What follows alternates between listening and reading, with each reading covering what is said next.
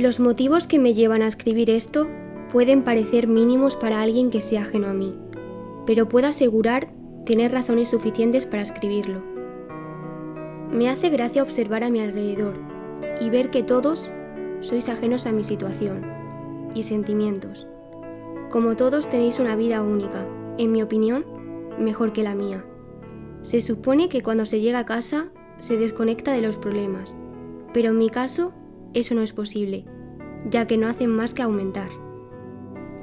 Pensaba que este año iba a ser diferente, pero lo único que he recibido a cambio ha sido desprecio, incomprensión, rechazo y maltrato psicológico por parte de personas, aunque lejanas, importantes para mí.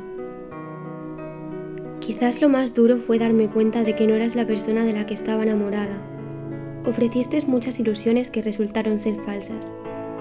He llegado a mi límite, y aunque esto me viene grande, no veo otra salida a la que recurrir. Espero que nunca tengáis que pasar por esto. Muchos de vosotros os preocupasteis, solo que no lo suficiente.